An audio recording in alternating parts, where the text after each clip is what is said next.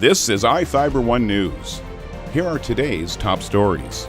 REC Silicon is considering a temporary shutdown of its Moses Lake plant without a resolution to the solar trade war. One major mountain pass in Washington was completely shut down on Tuesday, and part of another. The reason? Avalanches. The hills in and around the Wenatchee Valley are not only treacherous to navigate when they're snow-covered and slick, but they can also be downright dangerous, too. The Kashmir Bulldogs girls basketball squad has been in a class of their own for much of this decade within the Caribou Trail League and locked up their sixth consecutive CTL crown on Monday night at the Wenatchee High School Gymnasium. From the iFIBER 1 newsroom, this is iFIBER 1 News, and it starts now. REC Silicon is considering a temporary shutdown of its Moses Lake plant without a resolution to the solar trade war. REC Silicon's board of directors will consider a 2-month curtailment of production at the Moses Lake facility in the coming weeks, with a proposed shutdown beginning March 1st. REC officials said Monday the company does not intend to further reduce its workforce if the plant is temporarily shut down.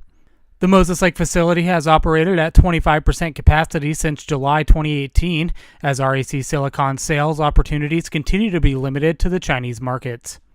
REC officials say the facility has been able to manage its inventory over the last several months, but has not been able to reduce inventory. The temporary shutdown would allow the company to reduce its current inventory, and employees would stay on for maintenance and to help prepare to restart the facility. Negotiations between the U.S. and China are continuing this week, and REC officials have been in constant discussion with the U.S. government. REC Silicon board members will vote on the proposed shutdown prior to March 1st.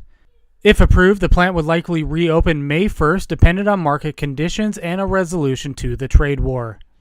This is Joe Utter for iFIBER 1 News. This segment is brought to you by... Change doesn't have to be complicated. With a low-profile microwave hood combination that's ready to install right out of the box. It fits in the same space as your under-cabinet hood, so you can get your microwave off the countertop and make space for the routines worth keeping. The low-profile microwave hood combination from the #1 selling appliance brand in the USA. Whirlpool Appliances, now available at more furniture in Ephrata. One major mountain pass in Washington was completely shut down on Tuesday, and part of another. The reason? Avalanches, brought on by fast accumulations of new mountain snow. We literally went from almost no avalanche danger to now, in a very short amount of time, to having an avalanche warning. So that's how quickly things can change. The Northwest Avalanche Center in Seattle tracks the danger of snowslides throughout the region, and on Tuesday that danger was high throughout most of the Cascade Range and the foothills. Prior to this storm cycle, we had some very warm weather with very high freezing levels. Once that froze, that left a hard crust layer, and then we had some weak, very cold snow fall on that, and that cold snow on that crust is now being loaded by all this 2 to 4 feet of storm snow, and that whole package is really what's leading to the high danger right now. The State Department of Transportation closed Snoqualmie Pass on Monday evening from North Bend to Ellensburg, citing multiple accidents and snowslides, and snow accumulation of 53 inches in 48 hours. On Highway 2 outside Leavenworth, a pair of slides closed a 15-mile section of the highway about 11:40 p.m. Monday and rerouted traffic to the Chumstick Highway. Until this year, DOT posted former Army tanks along the passes to shoot ordnance and trigger preemptive slides in the avalanche zones. Those tanks were taken out of service last winter. To shoot charges, DOT now uses howitzers, like these shown operating on the North Cascades Highway. Crew members also deliver explosives by helicopter, snowmobile, and skis. Jefferson Robbins, iFIBER 1 News. This segment is brought to you by... Your taste buds bored? Well, then bring them to Jay's Teriyaki. Not only does Jay's have a variety of teriyaki dishes, they also offer mouth-watering salads and sides. Call Jay's 509-764-5155. Jay's Teriyaki, located at 123 East Broadway in Moses Lake, because it's all in the sauce. The hills in and around the Wenatchee Valley are not only treacherous to navigate when they're snow-covered and slick, but they can also be downright dangerous, too. That's what one motorist who was trying to climb the westbound slope on Orondo Avenue found out today when his car suddenly caught fire.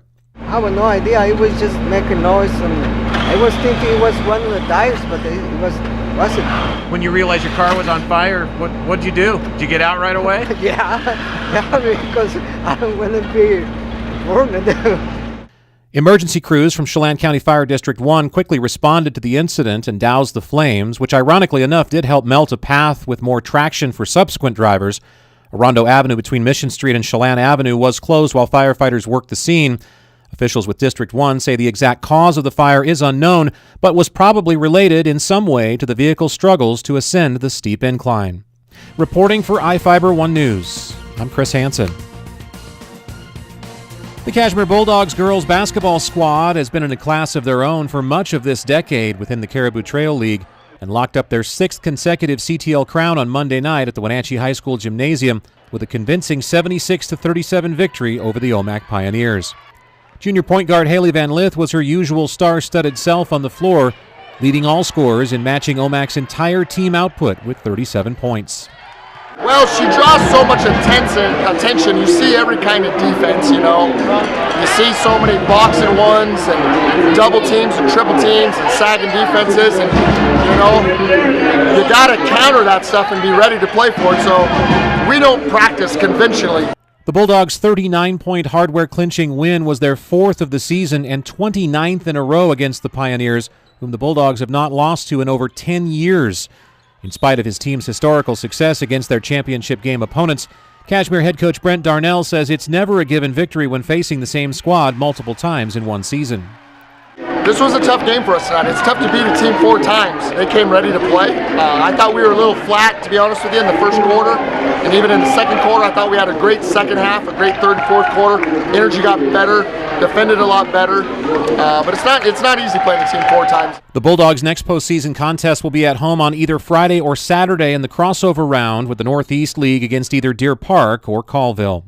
Reporting for iFIBER 1 Sports, I'm Chris Hansen. This is iFIBER 1 News. For more information on these stories and other news, visit us online at iFiber1.com or check us out on Facebook.